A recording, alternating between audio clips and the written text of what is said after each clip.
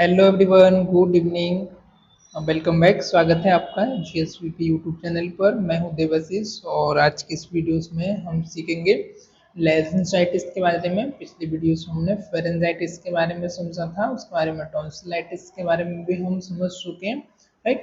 तो आज हम देखने वाले हैं लगभग आपका अपर रेस्पिरेटरी ट्रैक की ये सारी डिसीज है और थोड़ा थोड़ा लगभग सेम है, मैनेजमेंट भी आपका सेम होता है पर पार्टिकुलर अलग अलग पार्ट को और ऑर्गन को ही अफेक्ट करते हैं, राइट। जैसे कि आपका आ जाता है लेरिंजाइटिस, इन्फ्लेमेशन। आइटिस मीन्स आपको इन्फ्लेमेशन होना, स्वेलिंग होना। ओके, यू ऑलरेडी नो, आपको पहले से पता है इसके बारे में।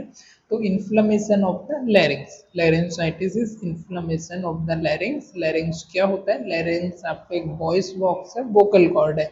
सो आपकी आवाज निकलती, जैसे कभी मैं बोल रहा हूँ तो जो आवाज निकलती है, जो वॉइस प्रोड्यूस होती है, वो आपकी वोकल कॉर्ड से, आपके वॉइस बॉक्स से ही होती है, राइट। इसका जो कॉजेस है, जब ये हो जाता है तब तो क्या क्या चीजें कॉज करेगा, जैसे कि आपका हॉर्सनेस ऑफ वॉइस है, आपकी जो वॉइस है वो आपको चेंज देखने को मिलेगी, आपकी आवाज में करकराहट आ जाएगी, आपकी आवाज चेंज हो जाएगी। उसके बाद आपका complete loss of voice, even आपको कंप्लीट लॉस ऑफ वॉइस भी यहाँ पर हो सकता है आपके लेरिंजाइटिस की वजह से। इट कैन बी क्लासिफाई, इसको हमने दो पार्ट में अलग अलग क्लासिफाई किया, एक्यूट और क्रॉनिक। अभी ज़्यादातर किसमें होती है, इसका जो कॉजेस किस कारण से होती है, बैक्टीरियल हो गया, वायरल हो गया, कॉमनली वायरल से होती है, बैक्टीरियल से होती है, इरिटेंट हो गए कुछ, उनकी वजह से हो सकती है, एलर्जिक इरिटेंट से, है ना। अनदर आपका आ जाता है कि भाई आप एक्सेसिव यूज करना, ज़्यादा वोकल कॉर्ड का यूज करना, वोकल कॉर्ड का स्ट्रेस होना, उसकी वजह से हो सकती है। जैसे कि जो टीचर्स हैं ना, उसके बाद फिर जो स्पीकर्स हैं, जो सिंगर हैं, ज़्यादा आवाज़ में चिल्लाने की वजह से भी हो सकती है। तो कंटिन्यूस आपको बोलने की वजह से, स्पीच देने की वजह से हो सकती है। अभी थोड़ा सा मेरा भी लेरिंजाइटिस हो रहा है ना, तो हम लोग भी इसके लिए, आपके लिए बहुत मेहनत करते हैं, आपके लिए पीपीटी वगैरह बनाते हैं ताकि आपको एक अच्छे से नोट्स दे पाए, आपको अच्छे से लेक्चर समझ पाए, राइट। और जितना अच्छा हो सकता है उतने अच्छे आसान से आसान तरीके में, जो कठिन लैंग्वेज में आपको बुक में दिया टफ में, उसको हम इजी वे में कोशिश करते हैं कि आपको समझ में आए, आसान तरीके से, आसान लैंग्वेज में हम जितना हो सकता है उतना इजी करके आपके लिए अवेलेबल कराते हैं, कोशिश करते हैं, राइट। तो हम तो कर ही रहे हैं, हमारा तो देखो लेरिंजाइटिस भी हो रहे हैं ना, वॉइस चेंज भी हो रहे हैं, लेकिन आपको भी अपनी तरफ से कोशिश करना है। आप नोट्स बनाते चलिए और कोशिश करिए कि वीडियोस को ध्यान से देखिए, उसको समझने की कोशिश कीजिए, ताकि हमारी मेहनत भी वैसा ना जाए, हमारी मेहनत का भी आपको, हमको भी लगे कि चलो भाई स्टूडेंट्स वगैरह देख रहे हैं, रिस्पॉन्स कर रहे हैं, राइट। तो यहाँ पर हमने एक इमेज लिया है जिसमें हम देखेंगे कि आपका जो लेरिंजाइटिस है, आपकी ऊपर वाली जो स्ट्रक्चर है, इसमें आपका नॉर्मल लेरिंग्स है, आप सर्कल के अंदर यहाँ पर देख पा रहे होंगे, जैसा कि राइट फर्स्ट वाले में। और जो सेकंड वाला स्ट्रक्चर है, इसमें क्या आपका इन्फ्लामेड है, ये आपकी एबनॉर्मल है। फर्स्ट जो है वो नॉर्मल है और सेकंड वाला एबनॉर्मल है ना। यहाँ पर रेडनेस हो गई और जो आपकी वोकल कॉर्ड है वो आपकी सोलोइन हो गई, उसमें आपका इन्फ्लामेशन हो गया। ये जो सर्कल देख रहे हैं यहाँ पर सिचुएटेड होती है, और ट्रेकिया आपके यहाँ पर थायराइड कार्टिलेज के पास। ओके, ये इसका एनाटॉमिकल लोकेशन है। हाँ, अब इसका क्लासिफिकेशन हम देखते हैं। तो हमने, जैसे मैंने आपको भी बताया कि आपके दो पार्ट में क्लासीफाई है, एक्यूट और क्रॉनिक। एक्यूट में आ जाता है यहाँ पर आपका, जिसका ड्यूरेशन आपका 3 वीक से, 3 हफ्ते से या 2 वीक से इसका कम हो, दैट इज आपका ये एक्यूट में आ जाता है।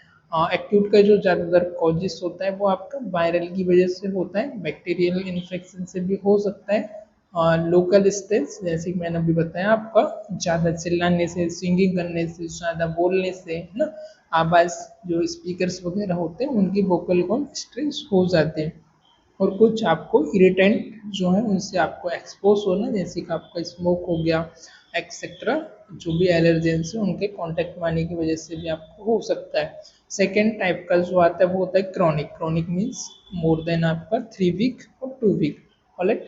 तो इसका जो कॉजेस होते हैं, किस रीजन से वो होता है, long term exposure of irritant. Irritant का लॉन्ग टर्म से एक्सपोज होने की वजह से, एक बार दो बार हुआ चलो भाई ठीक है, चल जाता है कभी कभी, पर यदि कंटिन्यूसली लॉन्ग टाइम से आप एक्सपोज हो रहे हो, वो चीज़ें आप कंज्यूम कर रहे हो, वो चीज़ें ले रहे हो, जैसे कि आप सिगरेट पी रहे हो, आप बीड़ी पी रहे हो, एल्कोहल ले रहे हो, कोई भी फ्यूम्स है, जो धुआं है वो आपके अंदर जा रहा है, तो इस रीजन की वजह से भी आपको हो सकता है।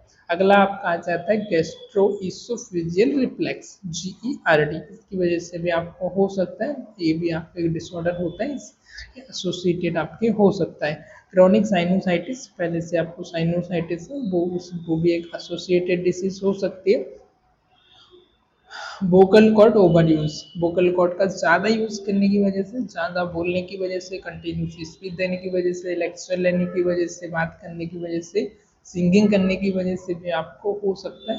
कुछ ऑटोइम्यून डिसऑर्डर होते हैं उनकी वजह से भी आपको हो सकता है।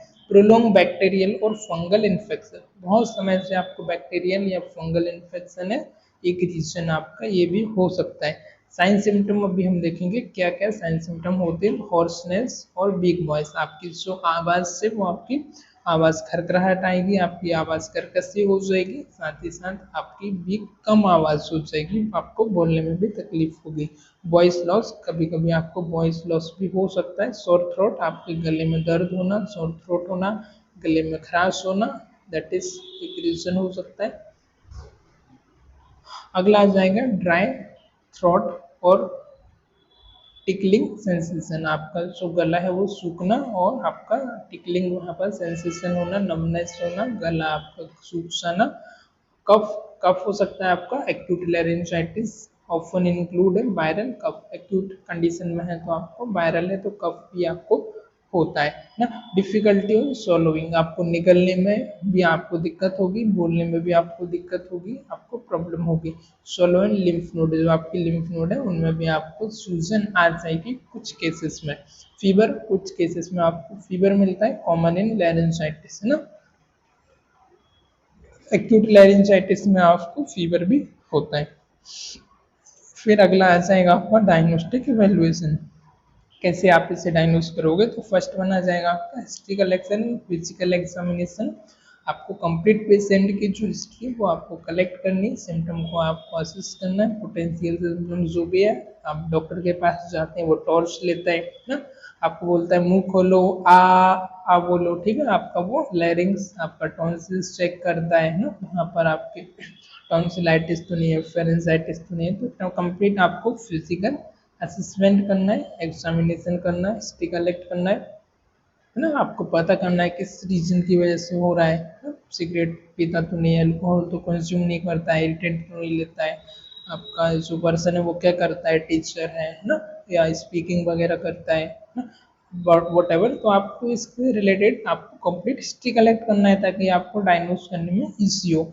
फिर लेरेंसोस्कोपी, लेरेंसोस्कोपी भी आप कर सकते हैं, visual examination of the vocal cord and larynx using the scope, जो लैरिंगोस्कोप होता है, लैरिंगोस्कोप से आप विजुअल एग्जामिनेशन कर सकते हो, वोकल कॉर्ड का, लैरिंग्स का आप चेक कर सकते हो। फिर थ्रोट कल्चर अगला आ जाएगा आपका, टू डिटेक्ट वायरल और फंगल इन्फेक्शन, वायरल और फंगल इन्फेक्शन को चेक करने के लिए आप थ्रोट कल्चर भी करा सकते हैं, आप कल्चर टेस्ट करा सकते हैं। वॉइस इवेल्युएशन, वॉइस से आप इवेल्युएट कर सकते हो जो पर्सन है उसकी आवाज़ किस तरीके की है, स्पीच जो आपका लैंग्वेज है। पैथोलॉजिस्ट और chronic cases, bye speech pathologist और क्रॉनिक केसेस में आप बाय स्पीच चेक कर सकते हैं। इमेजिंग में आप सीटी स्कैन करा सकते हैं, एमआरआई करा सकते हैं, एबनॉर्मलिटी और मास सस्पेक्टेड, यदि आपको लग रहा है कुछ एबनॉर्मलिटी से तो you can go for CT scan, laryngoscopy, endoscopy भी आप करा सकते हैं, राइट। अगला आपका मेडिकल मैनेजमेंट आ जाएगा।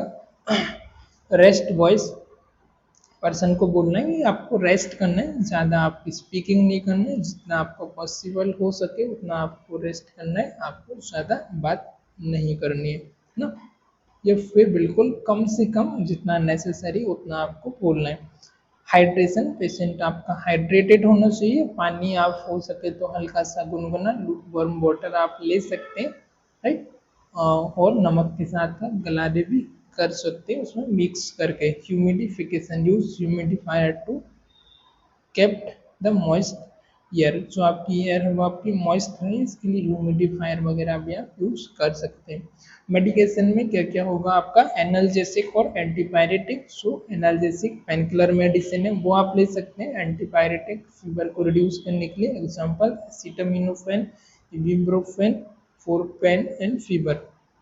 एसेटामिना एसिटामिनोफेन ले सकते हैं, इबुप्रोफेन ले सकते हैं फॉर पेन एंड फीवर के लिए। ऑलराइट, अगला आ जाएगा एंटीबायोटिक फॉर बैक्टीरियल इन्फेक्शन। यदि आपको बैक्टीरियल इन्फेक्शन है तो उसके लिए आप एंटीबायोटिक ले सकते हैं, अजिथ्रोमाइसिन हो गया, एमोक्सिसिलिन हो गया, पेनिसिलिन, ये मेडिसिन आप ले सकते हैं। एंटी फंगल है तो आप फ्लूकिनिसोल वगैरह मेडिसिन ले सकते हैं। प्रोटॉन पंप इनहिबिटर और H2 blocker for GERD, proton pump inhibitor, pantoprazole वगैरह आप ले सकते हैं यदि आपको GERD डिसीज है तो।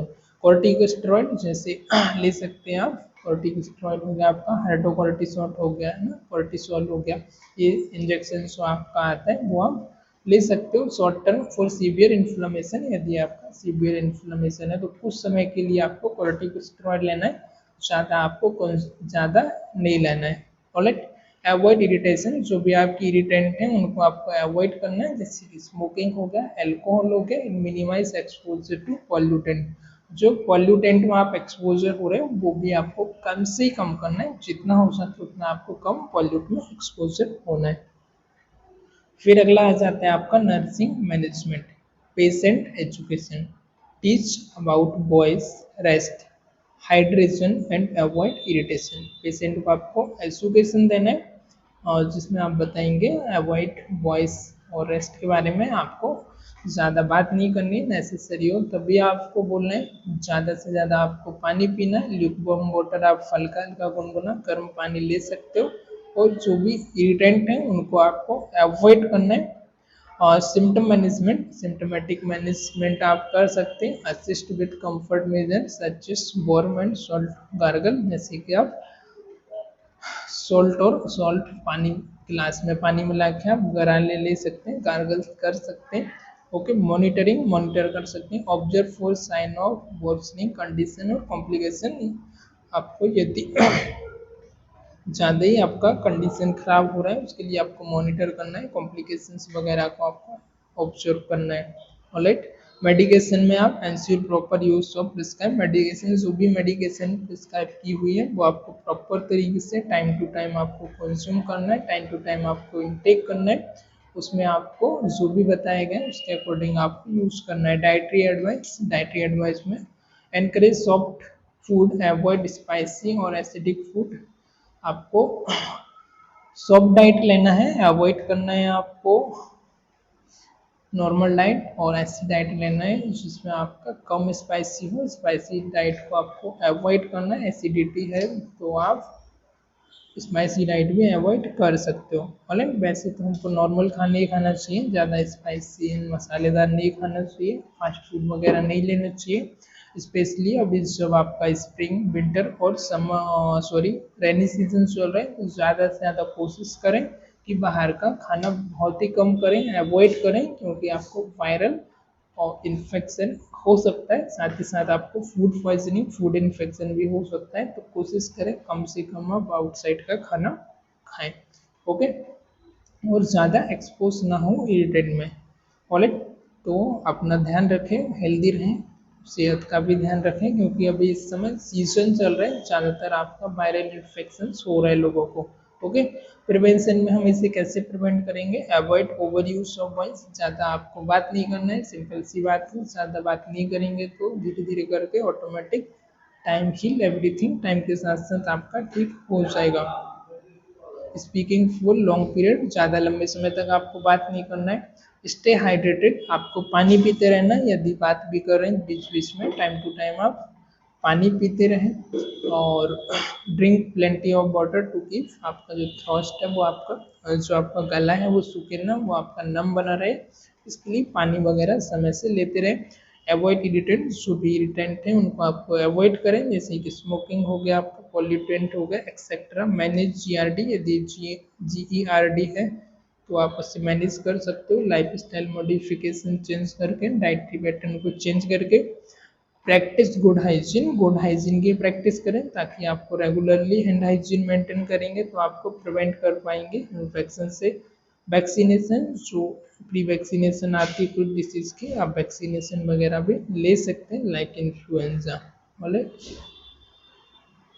तो इट्स ऑल अबाउट ये सब आपका हमने फेरेंजाइटिस के बारे में यहाँ पर समझा, सॉरी लैरिंजाइटिस के बारे में यहाँ पर हमने जाना। एक बार हम इसको रिव्यू कर लेते हैं। लैरिंजाइटिस होता है आपके इन्फ्लेमेशन होना, इन्फेक्शन की वजह से स्वेलिंग होना, सूजन होना आपके लैरिंग्स में, वॉइस बॉक्स में, दैट इज आपका लैरिंजाइटिस। कॉजेस किस ये होने की वजह से क्या कॉज करता है, जैसे कि आपकी वॉइस करकराहट होना, आपकी वॉइस में चेंजेस आना, इवन कम्प्लीटली आपकी वॉइस लॉस होना। इसको हमने ये क्यों हो सकता है, आपका कुछ इरिटेंट की वजह से ये हो सकता है, इरिटेंट आपने ज़्यादा लिया उसकी वजह से ये हो सकता है। और दूसरी चीज़ आपका वायरल इन्फेक्शन की वजह से हो सकता है, बैक्टीरियल इन्फेक्शन की वजह से हो सकता है, ज़्यादा यूज़ करने की वजह से वोकल कॉर्ड हो सकता है, जैसे सिंगिंग हो गया, डांसिंग हो गया, सॉरी नॉट डांसिंग, सिंगिंग हो गया आपका, है ना, ज़्यादा चिल्लाना हो गया, ज़्यादा बात करना, टीचर हो गए जो स्पीकर्स होते हैं ना, तो इसकी वजह से हो सकता है। स्मोकिंग की वजह से हो सकता है, अल्कोहल इंटेक करने की वजह से आपको हो सकता है, अदर एसोसिएटेड कॉजेज की वजह से भी आपको हो सकता है, ऑटोइम्यून डिसीज होना, है ना, क्रोनिक साइनोसाइटिस होना, इसकी वजह से भी आपको हो सकता है। क्लिनिकल साइन एंड सिम्टम में हॉर्सनेस ऑफ वॉइस होगा, आपका लो वॉइस होगा, शॉर्ट थ्रोट होगा, ड्राई और टिकिंग सेंसेशन होगा, टिकलिंग, कफ होगा, यदि एक्यूट है तो डिफिकल्टी ऑफ swallowing, निकलने में आपको तकलीफ होगी, लिम्फ नोड होगी, फीवर भी आपको आ सकता है। डायग्नोस्टिकल एक्शन करना है, फिजिकल एग्जामिनेशन आ जाएगा। लेरेंजियोस्कोप आप जानते ही होंगे ऑलरेडी, वहाँ से आप विजुअल एग्जामिनेशन कर सकते हैं, थ्रोट कल्चर आप कर सकते हैं, वॉइस एवेल्युएशन कर सकते हैं, इमेजिंग में सीटी और एमआरआई भी आप करा सकते हैं, राइट। मेडिकल मैनेजमेंट में रेस्ट और बॉयज़ ज़्यादा बात करने के लिए नहीं बोलना है, अवॉइड करना है, हाइड्रेशन, पेशेंट आपका हाइड्रेटेड होना चाहिए, humidification, use of humidifier use कर सकते हैं ताकि आपकी जो वॉइस है वो मॉइस्ट रहे एयर। मेडिकेशन में आपका एनाल्जेसिक, यदि आपको दर्द है, फीवर है तो एसिटामिनोफेन, इबुप्रोफेन आप ले सकते हैं, पैरासीटामोल आप ले सकते हैं। एंटीबायोटिक फॉर बैक्टीरियल इन्फेक्शन के लिए आप एंटीबायोटिक एमोक्सिसिलिन, एजिथ्रोमाइसिन, एमोक्सिक्लब जो कि ब्रांड नेम से आती है, एजिथ्रोमाइसिन आती है आपकी, राइट, 500 mg की, 625 की आती है आपकी एमोक्सिसिलिन, एमोक्सिक्लब, वो मेडिसिन आप ले सकते हैं, ऑलराइट। तो एंटीट्यूसिव वगैरह ले सकते हैं यदि आपको कफ है तो, ये सारी चीज़ें आप ले सकते हो। सिम्टोमेटिक प्रिवेंट भी आप कर सकते हो, सिम्टोमेटिक मेडिसिन आप ले सकते हो, एंटी फंगल ले सकते हो, फंगल की वजह से है तो प्रोटॉन पंप इनहिबिटर ले सकते हो यदि आपको जीआरडी डिसीज की वजह से है। शॉर्ट टर्म के लिए आप इन्फ्लेमेशन के लिए कॉर्टिकोस्टेरॉइड भी यूज़ कर सकते हो, पर शॉर्ट टर्म के लिए, लॉन्ग टर्म के लिए आपको यूज़ नहीं करना है।